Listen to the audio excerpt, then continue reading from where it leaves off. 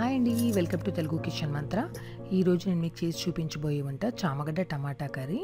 దీనికోసం ముందుగా చామగడ్డల్ని చక్కగా కడిగి శుభ్రం చేసుకొని కుక్కర్లోకి సరిపడ్డ వాటర్ పోసుకొని ఒక 3 to 4 విజిల్స్ వచ్చేంత వరకు ఉడికించుకొని పొట్టు తీసి చిన్న చిన్న ముక్కలుగా కట్ చేసి పక్కన పెట్టుకోవాలి.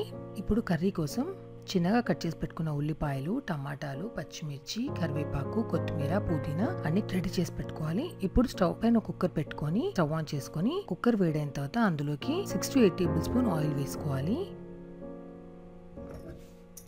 ఆయిల్ వేడిన తర్వాత అందులోకి 1 టేబుల్ స్పూన్ సాజీరా వేసుకోవాలి. సాజీరా ఫ్రై అయిపోయిన తర్వాత కట్ చేసి పెట్టుకున్న ఉల్లిపాయలు, పచ్చిమిర్చి, కరివేపాకు, కొత్తిమీర, పుదీనా అన్నీ వేసుకొని చక్కగా ఫ్రై చేసుకోవాలి.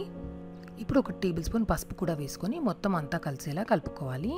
అలాగే 1 టేబుల్ స్పూన్ అల్లం వెల్లుల్లి పేస్ట్ కూడా వేసుకొని మొత్తం అంతా కలిసేలా కలుపుకొని ఇప్పుడు చిన్నగా కట్ చేసి పెట్టుకున్న టమాటాలను కూడా కుక్కర్లోకి వేసుకొని చక్కగా కలుపుకొని ఒక 2 minutes ఉడికించుకోవాలి.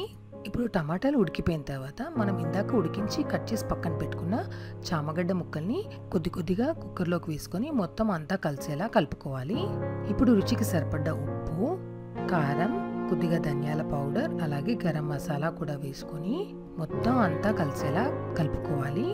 ఇప్పుడు కర్రీ కన్సిస్టెన్సీ సరిపడ్డ వాటర్ కూడా పోసుకొని మొత్తం అంతా చక్కగా కలిసేలా కలుపుకోవాలి. చివరిలో కొద్దిగా కస్తూరి మేతి వేసి అంతా కలిసేలా కలుపుకొని కుక్కర్ మూత పెట్టేసి మళ్ళీ ఒక 2 విజిల్స్ వచ్చేంత వరకు ఉడికించుకోవాలి.